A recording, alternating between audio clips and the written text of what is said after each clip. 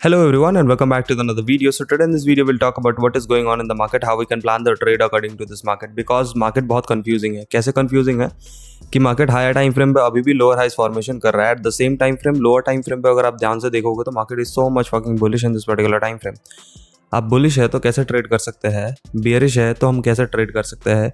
इस वीडियो में इसी सारी चीज़ों के बारे में अपन डिस्कस करेंगे. तो मेक श्योर कि वीडियो को एंड तक देखो ताकि आप सारी चीज़ें समझ पाओ. Okay, so now let's talk about 4 hour time frame में. अगर आप ध्यान से देखते हो तो this is the little bit of demand area for the market and then इसी डिमांड एरिया से मार्केट में कंटिन्यूस पंपिंग देखने को मिल रही है. ठीक है, अब 1 आवर टाइम फ्रेम पे आगे देखोगे तो मार्केट ने डिमांड एरिया तो तोड़ दिया था, उसका कोई मतलब रहा नहीं. मार्केट ने ब्रेकडाउन फेलियर करके फिर कंटिन्यूस अपसाइड मोमेंटम लगा रहा है. ठीक है, अब आपके लिए इंपॉर्टेंट क्या है? आपके लिए इंपॉर्टेंट ये वाला एरिया, सबसे ज़्यादा इंपॉर्टेंट एरिया यही है आपके लिए. 69,800 से लेके 69,300 का एरिया आपके लिए बहुत इंपॉर्टेंट है.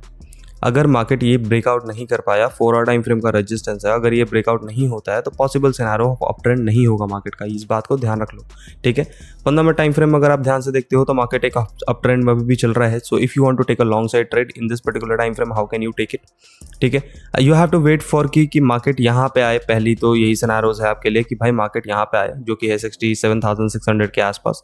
अगर मार्केट यहाँ आता है तो आपके पास एक अपॉर्चुनिटी बनती है लॉन्ग साइड ट्रेड की. इधर आता है तो फिर आपके पास एक लॉन्गिंग अपॉर्चुनिटी बनती है, first of all. Secondly, market के पास इधर पूरा रिजेक्शन एरिया है, मतलब ये पूरा सप्लाई एरिया है. तो ध्यान रखना कि मार्केट रेंज बाउंडेड ना हो जाए, इसी के बीच में ट्रैवल करता हुआ ना दिख जाए आपको. ठीक है, तो ऊपर अगर पैटर्न बनता है, यहाँ पे हायर लोज फॉर्मेशन या फिर लोअर हाइज फॉर्मेशन होता है या फिर कोई कंडीशन बनती है शॉर्टिंग की, तब आप शॉर्ट कर सकते हो यहाँ तक के लिए. लेकिन बहुत केयरफुली करना क्योंकि आज मार्केट में न्यूज़ है और न्यूज़ की वजह से मार्केट में थोड़ा बहुत इंपैक्ट तो देखने को मिलेगा, थोड़ा बहुत नहीं, ज़्यादा इंपैक्ट देखने को मिलेगा. तो बहुत केयरफुल होकर ट्रेड करना. This is the resistance for you, जो कि 69,700 के आसपास, 800 के आसपास से है, and this is the little bit demand area. तो अगर मार्केट कामयाब होता है इस रेजिस्टेंस को ब्रेकआउट करने में, तब भी रिट्रेसमेंट करके ही पंपिंग करने की कोशिश करेगा. ठीक है, तो ध्यान रखना इस चीज़ का.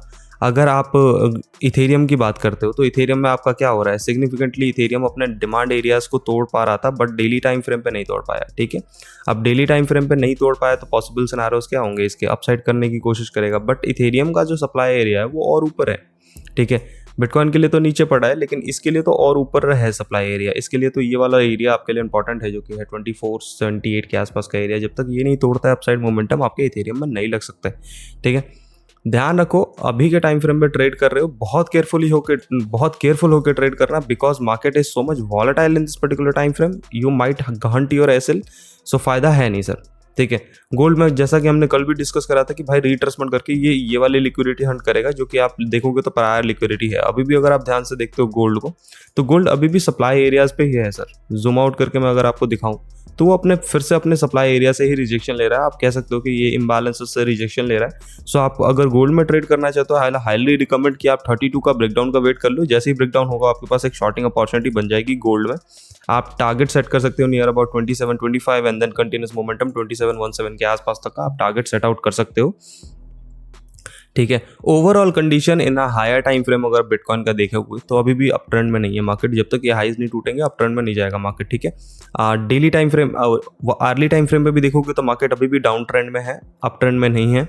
बट अगर आप डेली टाइम फ्रेम पे आ जाओगे तब मार्केट अप ट्रेंड में है. ठीक है, तो 4 आवर टाइम फ्रेम छोड़ दो, बाकी अगर और हायर टाइम फ्रेम में जाओगे तो मार्केट अप ट्रेंड में है, lower time frame market up trend में है, 4 hour time frame, 1 hour time frame में मार्केट डाउन ट्रेंड में. 15 मिनट टाइम फ्रेम में भी also market is in the down trend. तो ध्यान रखना ये पूरा एरिया सप्लाई है. तो if you want to take a long side trade, I highly recommend कि आप वेट कर लो ब्रेकआउट्स का. ब्रेकआउट्स के बाद रिट्रेसमेंट और डिमांड एरिया तक आने का वेट कर लो एंड देन फिर आपके पास एक अपॉर्चुनिटी बनेगी. 2 डिमांड एरिया बनेंगे अगर ब्रेकआउट होता है तो.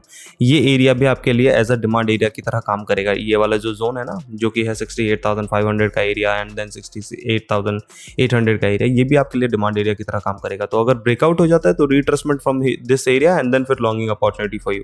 ठीक है, होपफुली कि आपको समझ आया होगा कि मार्केट क्या कर रहा है, क्या नहीं करने की कोशिश कर रहा है. बहुत ज़्यादा कंफ्यूजिंग है, मार्केट में न्यूज़ है, मार्केट में वॉलेटाइल मोमेंटम आ रहा है. अभी के टाइम फ्रेम में एसएल मैनेजेबल नहीं हो रहे. बहुत केयरफुली ट्रेड करना. अगर ट्रेड नहीं समझ आ रहा है तो don't try to take it. 1-2 दिन ट्रेड नहीं करोगे तो कोई मर नहीं जाओगे या फिर बहुत बड़ा मोमेंटम मिस नहीं हो जाएगा तुमसे.